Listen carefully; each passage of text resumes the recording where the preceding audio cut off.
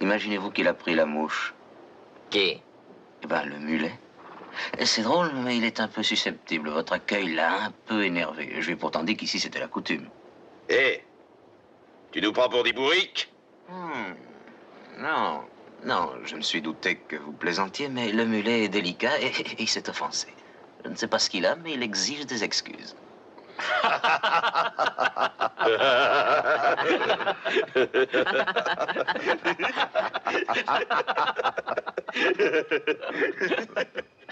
Ah, vous avez tort de rire. Car mon mulet, lui, n'apprécie pas tellement. Tel que je le connais, il risque de croire que c'est lui qu'on se moque.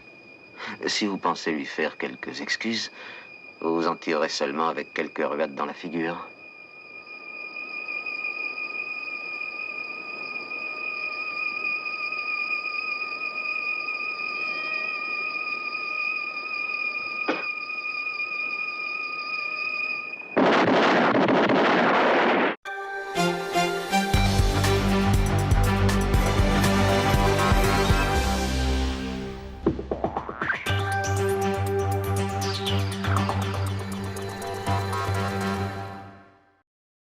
Bonsoir. Nous nous excusons d'interrompre vos programmes, mais nous avons une information de la plus haute importance à vous communiquer. En effet, une icône internationale, tant au niveau médical que sportif, souffle aujourd'hui ses 60 bougies. Il a remporté de multiples trophées dans de multiples domaines, tels que le karting, le cutting, le roundshorting, le golfing et bien d'autres. On dit même que c'est lui qui aurait inventé la beauté en même temps que sa canule. Vous l'aviez compris, il s'agit du grand Stéphane Houilloux, plus connu sous le nom du Doc. Il est sollicité dans le monde entier, de Dubaï au Texas en passant par le Luxembourg, la France, la Belgique ou les Bahamas. Ce soir, c'est dans le petit village de la Vacherie qu'il aura décidé de faire une fête pour son anniversaire, loin des paparazzis. Nos envoyés spéciaux ont tenté de vous retracer son histoire le plus fidèlement possible. Reportage exclusif. Vous me recevez, Martine ? Oui, Evelyne, en effet, je vous reçois.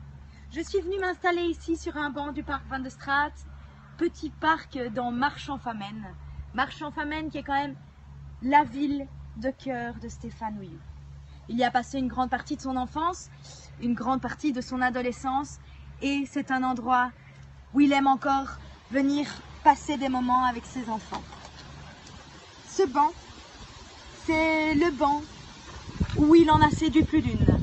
Et évidemment, on appelait Stéphane Houilloux les talons marchois. Merci pour cette intervention, Claudine. C'est vrai que Marche a bercé l'enfance de Stéphane. On dit même qu'il brisait souvent les vitres de la banque où travaillait son papa en jouant au tennis ou au football sur le parking. Et c'est d'ailleurs bien pour ça que nous connaissons ici l'expression « Stéphane Houilloux est le seul homme à battre le mur au tennis ». Oui, et nous allons continuer dans cette lancée puisque nous allons retrouver Ludivine dans une forêt qui a une grande valeur sentimentale pour Stéphane. Ludivine, bonsoir. Terre du fond des mots, terre que Stéphane a abusé. Il passait le plus clair de son temps ici. Et c'est ici qu'il a cultivé, au final, sa passion pour la nature. Suivez-moi, Martine.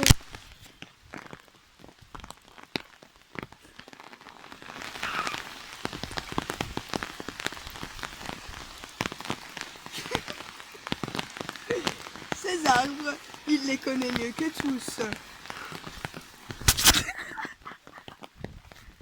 La biodiversité du fond des bois, il la connaît comme sa poche. Ses connaissances ruissellent ici, comme l'eau qui s'écoule en temps de pluie. C'est beau.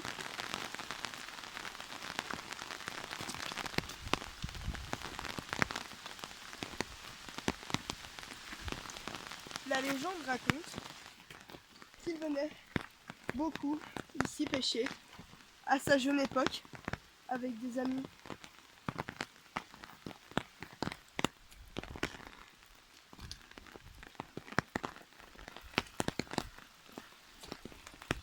Lorsque l'eau est montée jusque cet arbre, Stéphane Rioux se trouvait ici. Il a nagé le crawl pour retourner jusqu'à sa maison. Une anecdote, c'est dans cette forêt que Stéphane Rioux aurait sorti le fameux couteau. Il se trouvait sur une falaise un peu rocheuse, hein. Sur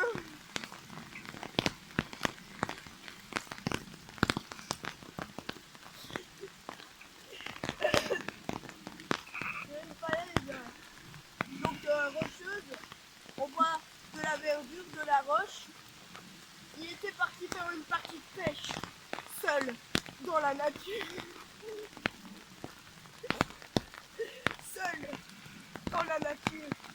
Lorsque tout à coup, donc il avait sa canne à pêche, il partait, il rentrait chez lui.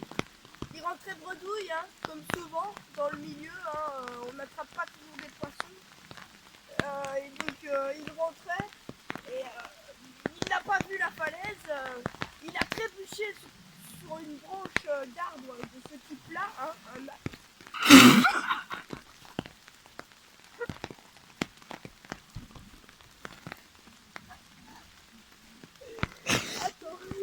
On a un problème technique. C'est les petits problèmes du direct. Pas de soucis. Donc il s'est trébuché sur un arbre de ce type-là, une branche, quelque chose comme ça. Et il est tombé dans une falaise haute de 25 à 30 mètres.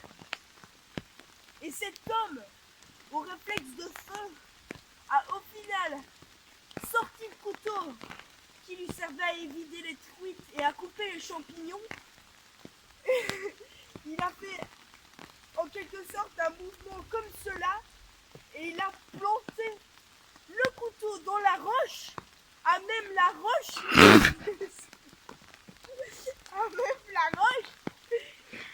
pour au final se sauver la vie. Oui, merci Françoise. Et il est à noter que Stéphane connaît 351 espèces qu'abrite le fond des Vaux sur 350. Alors, à Marche, tout le monde connaît Stéphane aussi pour ses exploits au karting, n'est-ce pas?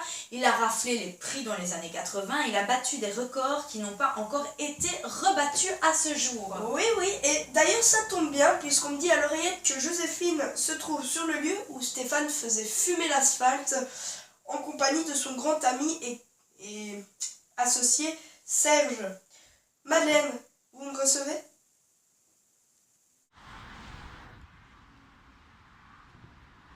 Nous sommes bel et bien au karting de Marche. La légende dit que c'est Stéphane Rioux sur la photo que vous voyez là au-dessus. En effet, il a été de nombreuses fois champion de karting, sport qu'il a dû abandonner au moment où il a eu sa fille Mathilde, car c'était trop dangereux. Le goût de ce sport et de la compétition lui aurait été inculqué par son père, André, qui était lui-même champion de rallye. Stéphane aura été son copilote et sera devenu par la suite professionnel de karting. Une autre des grandes passions de Stéphane est la pêche. On dit qu'il va toujours jeter la ligne avec ses enfants dans notre belle région. Et on dit aussi qu'il est à la pêche comme Eddy Merckx est au cyclisme. Oui, d'ailleurs on dit souvent que Stéphane a déjà pêché tous les poissons qui se trouvent dans l'Ourthe 2 fois. Justement, Marianne est en direct de sa rivière préférée. Marianne, nous t'écoutons.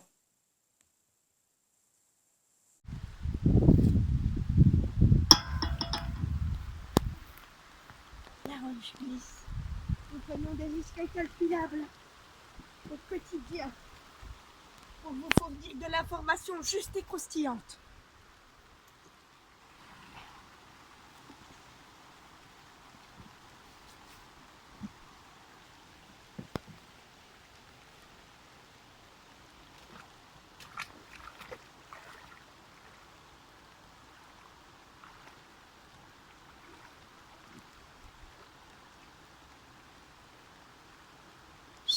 chance, honneur, d'être dans la rivière qui a bercé ce grand homme.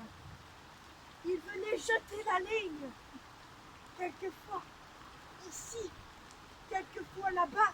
Attention, là-bas c'est une réserve, on ne peut pas pêcher. L'eau qui est si claire, c'est l'eau. C'était un adepte de la pêche. Un adepte de beaucoup de choses. Mais la pêche a vraiment enjolivé son enfance.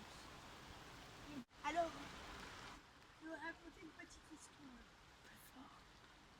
Une fois, Stéphane venait pêcher avec un ami, mais c'était un jour où il ne pouvait pas pêcher de truite.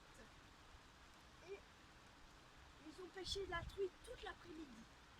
Toute l'après-midi, mais ils l'ont relâché car ils ne pouvaient pas la prendre. Et un garde forestier les a vus et il a été parler à son père pour lui dire que c'était vraiment un gentil garçon qui respectait la nature et l'environnement. Merci Elisabeth pour cette prise de risque. Mais attendez, vous parlez d'une prise de risque, mais on me dit dans l'oreillette que Stéphanie est devant la résidence principale du docteur et qu'elle tente de s'y introduire. Une chance pour nous. Le docteur Ouillou avait laissé sa porte ouverte et ses chiens ne sont pas là. Nous allons pouvoir nous introduire dans la maison sans aucun problème. Nous sommes dans le couloir du docteur Ouillou. C'est quelque chose d'exceptionnel.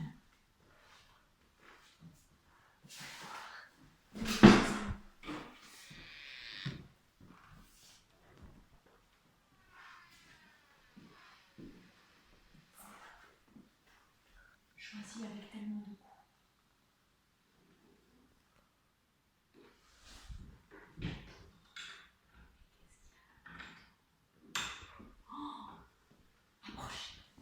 Approchez. La cave spéciale du docteur.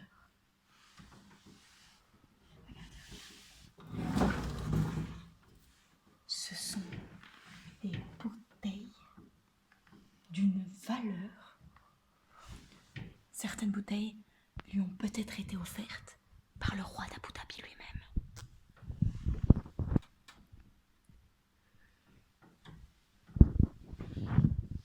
Stéphane aime le bon vin.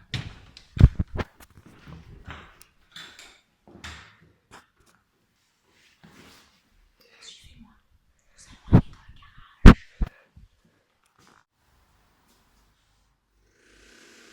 Oui, nous sommes bien à l'intérieur du garage et nous venons de trouver sa selle. Alors, c'est assez incroyable puisque finalement, c'est avec cette selle qu'il va faire du cheval dès son plus jeune âge. Il utilise cette selle pour faire de la balade.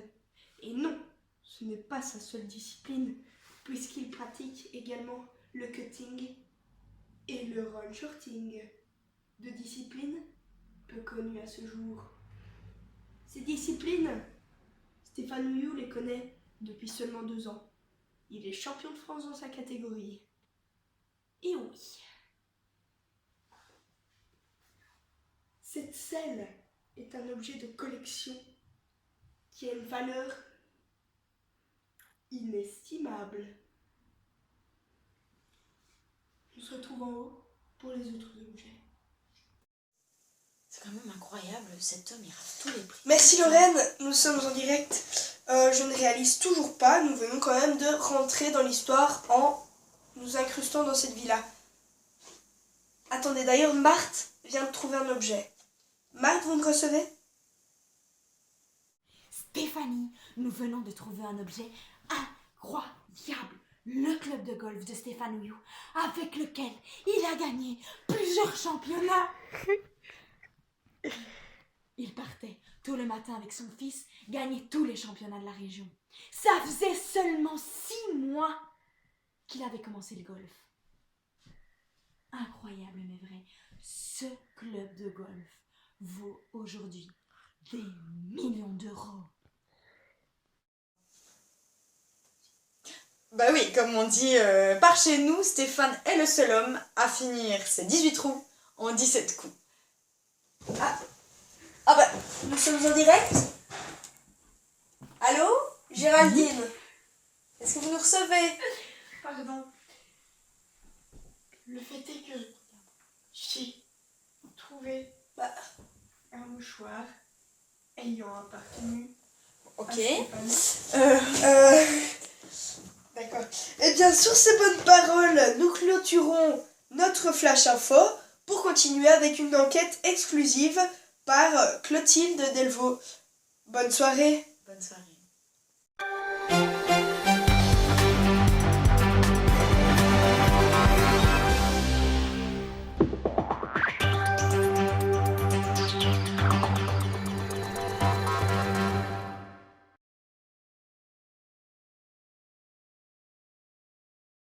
Karine, merci d'être en notre compagnie aujourd'hui. Nous allons vous poser 2-3 petites questions à propos de votre frère Stéphane qui fête ses 60 ans. La première question serait la phrase qui vous a le plus dit dans votre vie. Karine, c'est comme un pantalon sans poche, on ne sait pas où mettre les mains. Non, c'est pas la phrase la plus importante, mais il y a 2-3 phrases comme ça qui résonnent. Quand on revenait d'avoir été faire la fête avec lui, au casino, pour ceux qui connaissent encore le casino, et puis qu'on rentrait à pied, il disait toujours, les filles, mettez-vous sur le côté, parce qu'à cette heure-ci, les gens qui roulent ne sont souvent plus en état de le faire. C'est des phrases de mon frère. Voilà, sinon, que dire? Auriez-vous des petites anecdotes à nous raconter? Des anecdotes. Bon, je sais qu'il a eu une grande influence dans ma vie quand même, puisque grâce à lui, je suis claustrophobe. Après de passer quand même quelques minutes, voire demi-heure dans une armoire enfermée à l'âge de 3 ans peut-être. Parce qu'on jouait à cache-cache et je ne devais rien dire aux parents. Donc je suis claustrophobe grâce à lui. Qu'est-ce que je peux dire aussi? Il faut savoir que mon frère était très précoce. C'est quand même lui l'inventeur de la télécommande. Donc quand nous regardions la télévision, ça se passait un peu comme ceci. Karine, 2. Karine se lève, va tourner le bouton, et elle se rassoit. Karine, 3. Elle se lève, tourne le bouton, toujours télévision noir et blanc. Et puis, 3e fois, Karine, là, 1. Oh, mais quand même, 1 fois, j'ai dit. Alors, dans ce cas-là, j'allais vers lui, je me mettais près de lui, à genoux. Veuillez excuser mon esprit anarchique. Et lui, dans un grand geste, faisait « Va, ma clémence sera grande ». Voilà, ça c'est l'inventeur de la télécommande. Mais à côté de ça, il a toujours été très protecteur. D'ailleurs, dans les balles, au casino, quand on était en train de danser, de temps en temps, s'il voyait qu'on n'était pas avec quelqu'un de bien, il faisait... Et on posait notre cavalier. Donc très protecteur, ou si quelqu'un nous embêtait, on lui faisait un petit signe de la main, et puis il venait et réglait le problème. Donc on aimait bien quand même qu'il soit avec nous. Voilà un peu, il y aurait beaucoup d'autres choses, mais... Malheureusement, j'ai pas hérité de l'éloquence de mon papa. Ici présent, peut-être, ou pas, on verra. Voilà. Bon, maintenant, il faut que... Bon. Alors, votre père a toujours été très occupé. Qu'est-ce que ça fait d'avoir un papa aussi occupé? C'est vrai que papa a toujours été occupé 25 heures sur 24. Donc c'est difficile de le catcher. Tout le temps, même quand il n'est pas occupé, il est occupé, quoi. Il court tout le temps partout, il a toujours quelque chose à faire. il est tout le temps sur la route, etc. Donc c'est vrai que pour avoir un petit moment avec lui, c'est difficile, mais au final, quand il en a, il nous le donne entièrement. Et enfin, je veux dire, quand on était petite, on a toujours eu droit à des super vacances. On est allé à Disney. On partait au ski tous les ans. Et encore maintenant, dès qu'il a un peu de temps, c'est pour venir en Belgique nous voir. Et je pense qu'on est une de ses priorités. Et voilà, on passe toujours du bon temps avec lui. Bonjour Lucie Ouillou. Bonjour. Nous sommes très honorés de vous avoir sur notre plateau et de pouvoir vous interviewer à propos de cet incroyable papa que vous avez, n'est-ce pas? Oui. Si je vous demandais 5 adjectifs qui qualifieraient votre papa. C'est pas une question facile parce qu'il y en a beaucoup. Je dirais travailleur. Il a été indépendant pendant très longtemps et ça lui a demandé de fournir beaucoup de travail. Je dirais honnête. Il a toujours été très honnête. Fidèle aussi. Généreux. Il donne beaucoup. Et ambitieux. Parce que quand il a un projet en tête, il se donne tous les moyens pour y arriver et c'est pas toujours des projets faciles et au final il y arrive toujours. Donc voilà.